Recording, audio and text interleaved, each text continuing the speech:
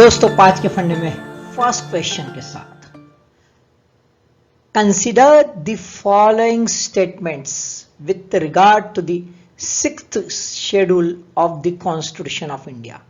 है ना, 6th जो शेड्यूल है उससे रिलेटेड स्टेटमेंट्स है, बहुत इंपॉर्टेंट है ना, ध्यान में रखो। 5th और 6th शेड्यूल ध्यान में रखो। ओके, चलो 6th शेड्यूल के बारे में क्या स्टेटमेंट्स है देख लेते हैं। District council can make laws in a certain matters including social customs।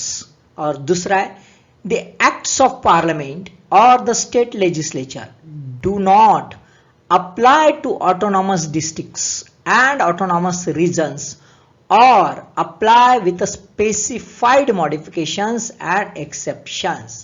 पहला ये कहता है कि डिस्ट्रिक्ट काउंसिल जो है उसको पूरा अधिकार है सभी कायदा बनाने का और इंक्लूडिंग सोशल कस्टम्स के बारे में जो कायदे हैं, जो लॉज है वो। और दूसरा है कि पार्लियामेंट या स्टेट लेजिस्लेचर के जो एक्ट्स है वो इन पर एनफोर्स नहीं होते, या कुछ हो गए तो कुछ मॉडिफिकेशन के साथ होते हैं। ऐसे दो स्टेटमेंट है, देख लेते हैं कौन से स्टेटमेंट करेक्ट है। Answer is C, both statements are correct. That means 6th schedule किस लिए बनाया है? गिविंग टू ऑटोनॉमी मिल गई है। किसको मिल गई है? ये ऑटोनॉमी वहां के जो लोकल बॉडीज है, डिस्ट्रिक्ट काउंसिल, उसको मिल गई है। दोस्तों न्यूज में इसलिए protest in north east on imposition of Hindi. Central government ने डिसाइड कर लिया है कि भाई हिंदी जो है ये कंपलसरी लैंग्वेज रहेंगी स्कूल्स में, 8 के 8 नॉर्थ ईस्ट स्टेट्स में। ऑब्वियसली नॉर्थ ईस्ट स्टेट्स ये जो है ये हिंदी बेल्ट नहीं है, यानी हिंदी ये वहां की लैंग्वेज नहीं है, बराबर है। अब देखा जाए तो ये जो है agreed Hindi to be optional language but not compulsory, ऐसा सेंट्रल गवर्नमेंट ने बोल दिया है कि ऑप्शनल लैंग्वेज रहेगी भाई, है ना। अब इंग्लिश जो है ये प्रिफर्ड मीडियम ऑफ इंस्ट्रक्शंस है अदर देन द लोकल टंग, वहां की लोकल टंग से ज्यादा, और साथ में इंग्लिश भी ये एक मीडियम माना जाता है वहां पे। इन जनरल आप नॉर्थ ईस्ट में गए तो इंग्लिश का वहां पे चलन है और साथ में लोकल लैंग्वेज का है, हिंदी का ज्यादा चलन नहीं है। और ऑब्वियसली नॉर्थ ईस्ट स्टेट्स जो है ये हिंदी बेल्ट में नहीं आते। अब 6th शेड्यूल जो है ये 6th शेड्यूल ये सब प्रोटेक्शन देता है, वहां का जो धरोहर है, जो सांस्कृतिक धरोहर है, कल्चरल जो हेरिटेज है, ये सब प्रोटेक्ट करने के लिए ये सब 6th शेड्यूल बना है कि नॉर्थ ईस्ट में एक जो है मेजॉरिटी ऑफ ट्राइब्स है and they have their peculiar culture. अब 6th शेड्यूल में कौन कौन से आते हैं थोड़ा सा ब्रीफली देख लेते हैं। एक 4 नॉर्थ ईस्ट स्टेट्स जो है वो 6th शेड्यूल में आते हैं, आसाम, मेघालय, त्रिपुरा और मिजोरम। थोड़ा लर्न कर लो क्योंकि ऐसा भी डायरेक्ट क्वेश्चन आ सकता है 6th शेड्यूल कौन से नॉर्थ ईस्ट स्टेट्स के लिए प्रोविजन है ना। अब जो देखा जाए तो यहाँ पे उनका अपना एक कल्चर है, वो कल्चर को प्रोटेक्ट करने के लिए ये सब ऑटोनॉमी दे दी गई है अंडर 6th शेड्यूल। इसमें 2 आर्टिकल्स आते हैं, 244(2) और 275(1), ये फंडिंग के लिए और ये उसके प्रोविजन के लिए। Second question, electoral college for the election of the president of India constitute, है ना, राष्ट्रपति जो है भारत के, उनके इलेक्शन के लिए इलेक्टोरल कॉलेज में क्या क्या आता है। 1. Elected members of the Lok Sabha and Rajya Sabha. 2. Elected members of the legislative assemblies of the states. 3. Elected members of the legislative councils of the states. And 4. Elected members of the legislative assemblies of the Union Territory of Delhi and Puducherry. Answer is B, 1, 2 and 4. 1. Elected members of Lok Sabha and Rajya Sabha. 2. Elected members of legislative assemblies, ध्यान में रखो, legislative assemblies of the states। और 4th elected members of legislative assemblies of these 2 union territories, Delhi और पुडुचेरी, जहां पे legislature है। अब legislative council के इसलिए नहीं भाई कि सारे राज्यों में नहीं है, और president of India is representing the Indian federation, इसलिए सारे स्टेट्स जो है उनको एट पार, उनके पॉपुलेशन के हिसाब से एट पार वेटेज मिलना चाहिए, इसलिए लेजिस्लेटिव काउंसिल के elected, though they are elected but they are not being a part.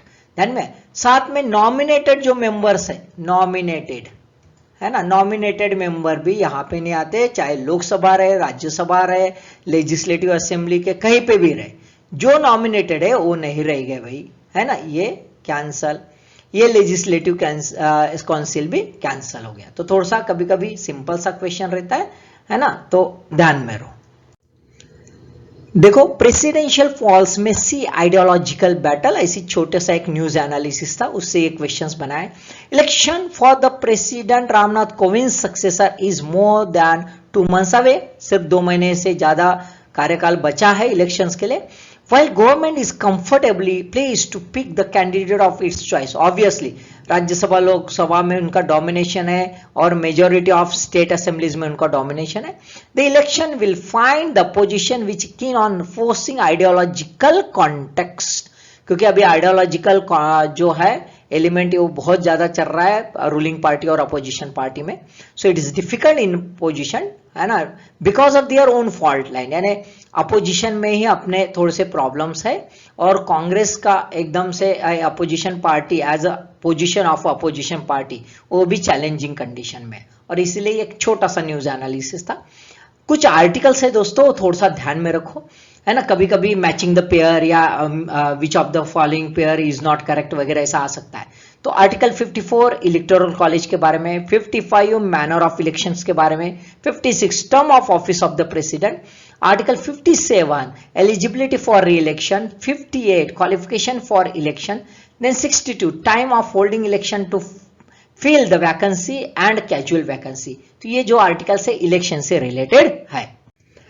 Then third question, the संगीत नाटक अकादमी अवार्ड गिवन टू, संगीत नाटक अकादमी अवार्ड किसको दिया जाता है भाई? 1 performing artist and teachers and scholars in the field of performing arts in the category of music, dance and theatre.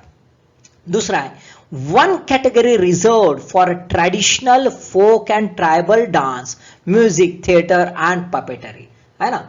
2 statements है। पहले स्टेटमेंट में कहा गया है कि संगीत नाटक अकादमी अवार्ड जो है ये किसको दिया जाता है? परफॉर्मिंग आर्टिस्ट के लिए, साथ में सिर्फ आर्टिस्ट नहीं, टीचर्स और स्कॉलर्स भी है, जो भी परफॉर्मिंग आर्ट है उसमें रहेगा। और कौन सी कैटेगरी है? म्यूजिक, डांस और theatre.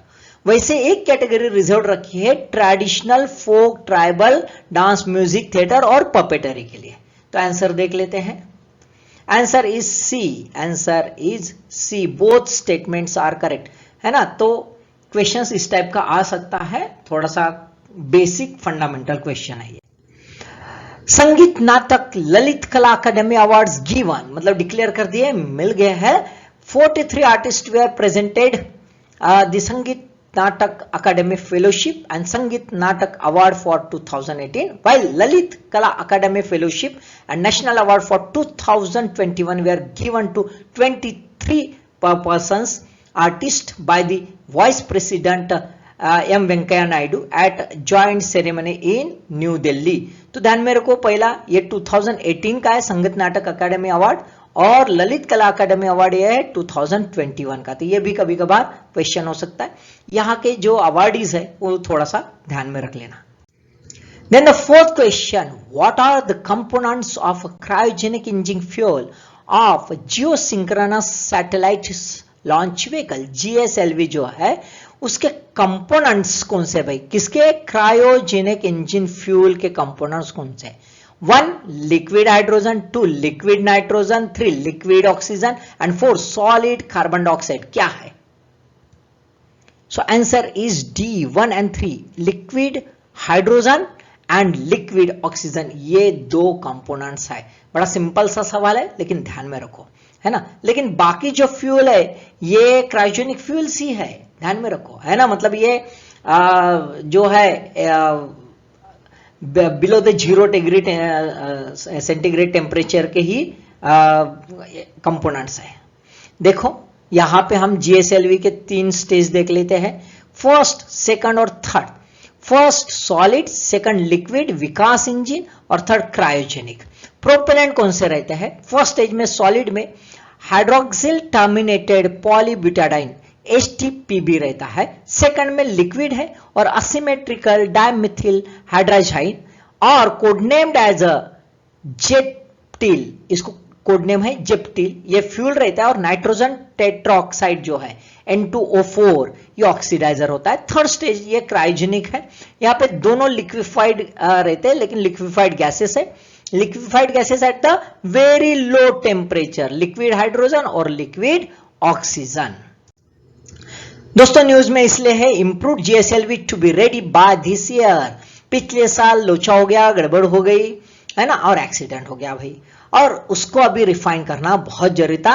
And therefore national level failure analysis committee जो है इसने फाइंड आउट किया कि क्या लोचा हो गया था भाई, why the GSLV F10 EOS-03 mission in 2021 failed, क्यों फेल्ड हो गया था। तो as per the analysis, FAC analysis, it find out that कि वेंट और रिलीफ वाल्व जो VRV होता है, यहां से प्रेशर जो था वो बनना चाहिए तो बना नहीं, और प्रेशर नहीं बना, इसकी वजह से लिक्विड हाइड्रोजन जो है वो बाहर बराबर निकल नहीं पाया जितना चाहिए, और उसके वजह से थर्स्ट बन नहीं पाया और इसलिए सब गड़बड़ हो गई। अब FAC क्या रिकमेंड करता है कि भाई मॉडिफाइड प्लान होना चाहिए including a mechanism to ensure sufficient pressure in a tank before engine burns, और इसी से बाद में थर्स्ट मिलेगा और लीक जो है वो भी अवॉइड हो जाएगा। ऑब्वियसली ये रिकमेंडेशन के आधार पर लिक्विड प्रोपल्शन सिस्टम सेंटर जो है ये वर्क कर रहा है, और ताकि GSLV Mk2 रॉकेट जो है ये साल छोड़े जाने वाला है in the second half of this year, वो जो है सक्सेसफुल अपने ऑर्बिट में, जियोसिंक्रोनस ऑर्बिट में लॉन्च हो जाए। Last question, recently standard and poor lowered Russia's rating to selective default. In Standard and Poor rating, selective default identified with the later grade, कौन से लेटर ग्रेड से declare होता है देख लेते हैं, A CC या B SD या C BBB माइनस और D C। So answer is B SD selective default, इसको D करके भी कभी कभार नॉमेनक्लेचर किया जाता है। When S&P believed that, कब होता है, a debtor जो कर्जा लेने वाला है are selectively defaulted on specific issues, selectively है ना, पूरा डिफॉल्ट नहीं हो गया, कंप्लीट बर्बाद नहीं हो गया, selective default on specific issues और क्लास ऑफ द ऑब्लिगेशन, लेकिन अभी अपने पेमेंट जो है कंटिन्यूटी है, उसके पेमेंट में जो ऑब्लिगेशन है, पेमेंट ऑब्लिगेशन उसमें कंटिन्यू है, कोई प्रॉब्लम नहीं है, लेकिन सिलेक्टिव डिफॉल्ट है क्योंकि उसका इकोनॉमी जो है थोड़ी गड़बड़ा गई है, लोचा हो गया है, और इसी वजह से उसको संवारने के लिए कुछ वक्त चाहिए। तो रशिया जो है अभी वॉर कंडीशन में, तो ऑब्वियसली उसके ऊपर बहुत सारे सैंक्शंस लगा दिए, इकोनॉमिक सैंक्शंस, तो उसका वही फाइनेंशियल थोड़ा लोचा हो गया। तो कुछ पेमेंट, पर्टिकुलरली कौन से पेमेंट, उसने जो कर्जा लिए थे वो डॉलर डिनोमिनेटेड है, तो उसने बोल दिया भाई मैं डॉलर डिनोमिनेटेड नहीं दे सकता, है ना, मैं रूबल डिनोमिनेटेड मतलब मेरी डोमेस्टिक करेंसी में दे सकता हूं। तो ऑब्वियसली ये सिलेक्टिव डिफॉल्ट हो गया, ये कैसा हो गया, सिलेक्टिव डिफॉल्ट हो गया।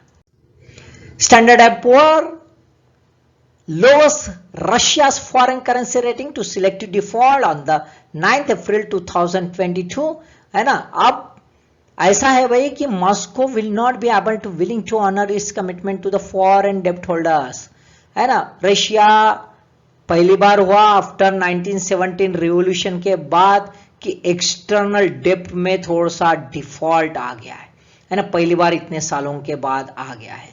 अब जो है Russia could face it's first sovereign external default, कि ऐसा है भाई कि ये रिपेमेंट जो है रूबल में हो सकता है, डॉलर में नहीं हो सकता, ये ऐसा प्रॉब्लम आ गया। अब 24 फरवरी को इसने भाई रशिया ने यूक्रेन पर वॉर डिक्लेयर कर दिया, लेकिन मॉस्को जो है, जो रशिया है, इसको क्या कहता है, स्पेशल मिलिट्री ऑपरेशन। कभी कभार ऐसा भी क्वेश्चन आ सकता है ना। सो ये साइड में देखो दोस्तों, ये लेटर ग्रेड है यहाँ पे, और कैपेसिटी टू रिपे उस हिसाब से बनाया गया है ना, तो ये थोड़ा सा ध्यान में रख लेना।